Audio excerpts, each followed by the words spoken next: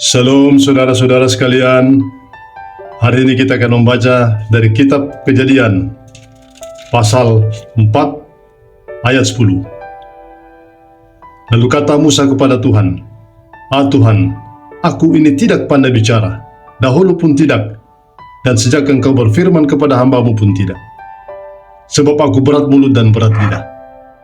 Kita mengetahui kisah ini ketika Tuhan menyuruh Musa untuk menghadap kepada Firaun agar Musa membebaskan bangsa Israel keluar dari tanah Mesir, dari tanah perbudakan.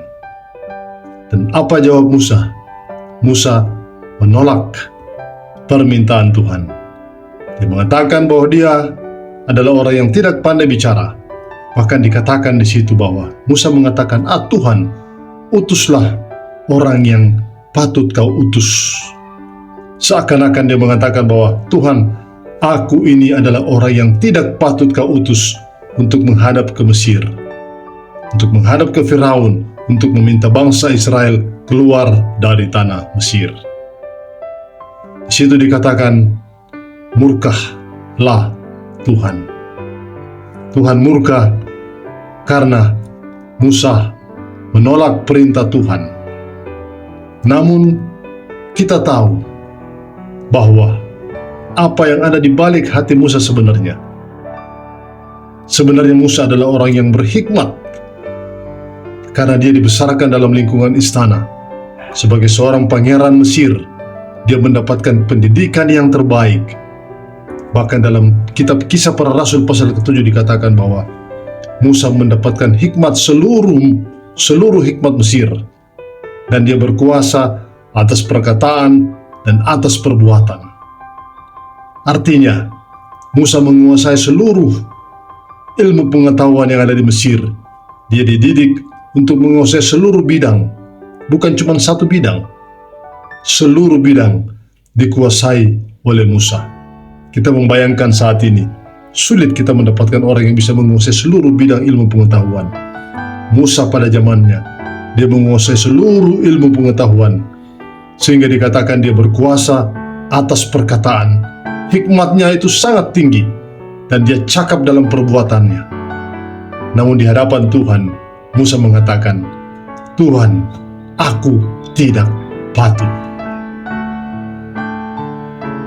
Apa yang kita tangkap dari sikap Musa ini adalah sikap merendahkan hatinya di hadapan Tuhan, bahwa dia adalah orang yang tidak layak di hadapan Tuhan. Dia tahu dia penuh dengan dosa, dia penuh dengan cacat dan celah. Oleh karena itu dikatakan Tuhan murka. Namun di balik kemurkaan Tuhan itu, Tuhan juga menunjukkan kasih-Nya kepada Musa. Dia menyatakan kepada Musa, ada Harun orang Lewi itu. Kita tahu Harun adalah kakak kandung Musa. Namun mereka dibesarkan dalam suasana yang berbeda, dalam tempat dan situasi yang berbeda. Tuhan mengatakan Harun orang Lewi itu karena memang Harun lahir daripada keluarga Lewi. Ayahnya Amram dan ibunya Yokebed adalah orang Lewi, sama seperti Musa. Namun Musa dibesarkan dan tinggal dalam lingkungan istana kerajaan Mesir. Tuhan mengatakan, kau bersama Harun pergilah menghadap Firaun. Apa yang kau mau katakan kepada Firaun, sampaikanlah kepada Harun. Kau berdua yang akan menghadap kepada Firaun, dan aku akan menyertai lidahmu dan lidah Harun, dan aku akan mengajarkan apa yang harus kau katakan kepada Firaun. Musa dan Harun membentuk persekutuan sebagai hamba Tuhan. Persekutuan di dalam Roh Kristus, persekutuan di dalam Tuhan.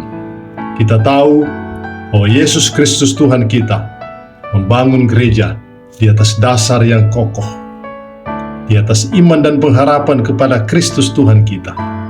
Dia mau supaya kita juga hadir selalu dalam persekutuan.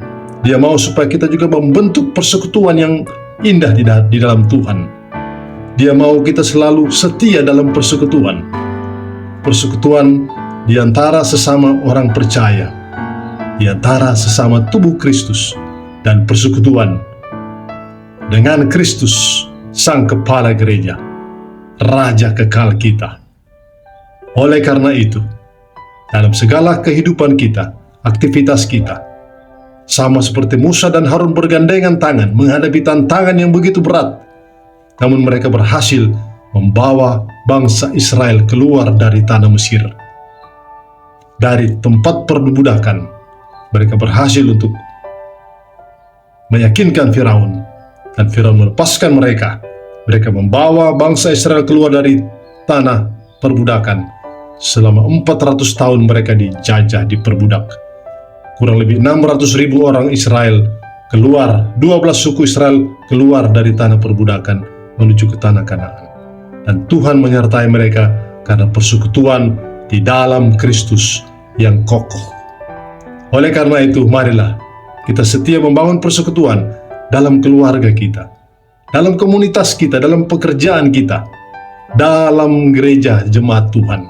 Kita bangun persekutuan dan kita keluar untuk menjadi saksi bagi kemuliaan bagi nama Tuhan. Kita menjadi saksi dalam perkataan kita, dalam pikiran kita, dalam ucapan kita, di dalam iman kita.